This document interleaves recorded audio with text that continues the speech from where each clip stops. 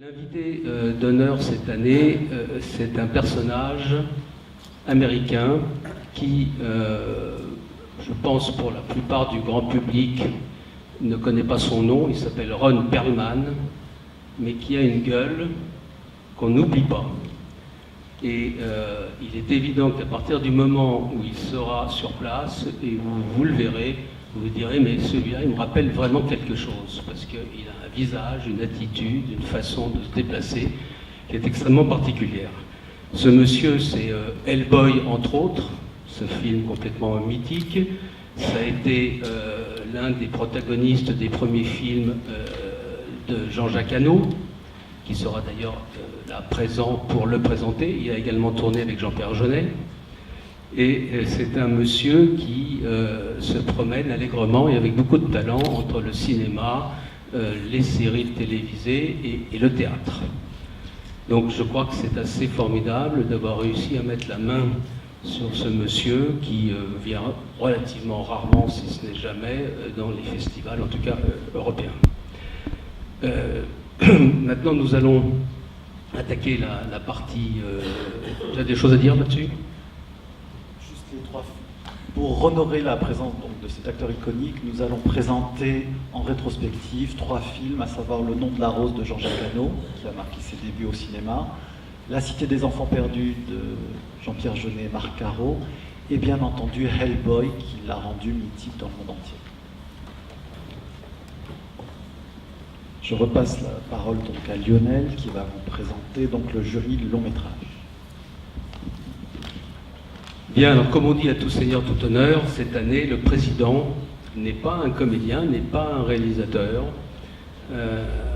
mais est une personnalité après laquelle nous avons d'ailleurs pas mal couru pour l'avoir comme président, et qui se nomme Enki Bilal. Enki Bilal, vous savez tous que c'est un des génies de la bande dessinée, mais que c'est aussi un monsieur qui a fait dans le cinéma et dans un certain nombre de domaines. On n'en dit pas plus. On n'en dit pas plus. D'ailleurs, vous aurez tout le loisir de le rencontrer, de discuter avec lui à la fois sur ce qu'il a pu faire dans le cinéma et surtout dans la BD et autres distractions de ce genre.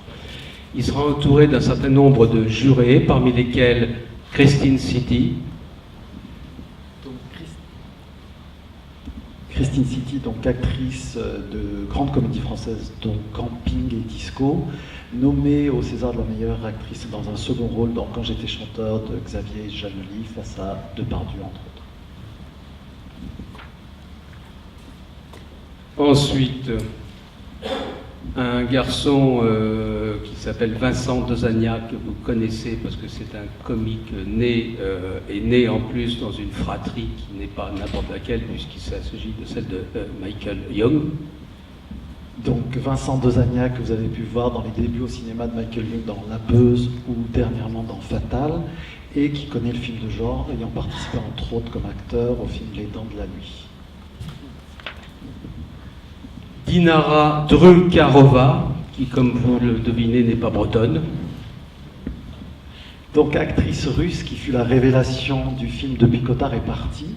Vous l'avez vu récemment dans une production française qui s'appelle Qu'un seul tienne et les autres suivront, et qui rentre tout juste du tournage du dernier film de Fernando Meirelles, 360, où elle partage l'affiche avec Jude Law et Rachel Weisz. Nous avons également au rayon féminin Tony Marshall, fille entre guillemets de Micheline Prel, si vous ne le saviez pas.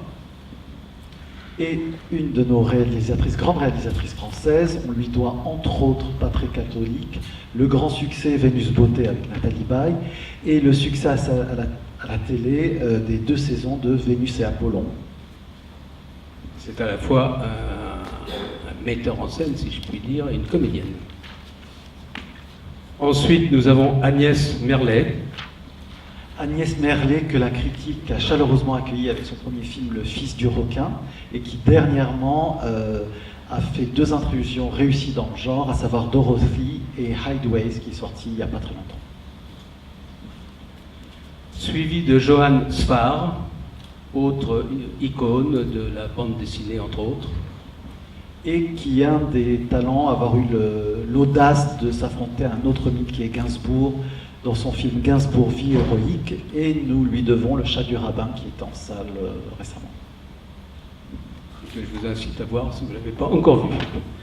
Et puis, nous avons donc également dans ce jury un monsieur que vous connaissez tous qui va faire des ravages parmi la gente féminine et qui s'appelle Tomer Sisley.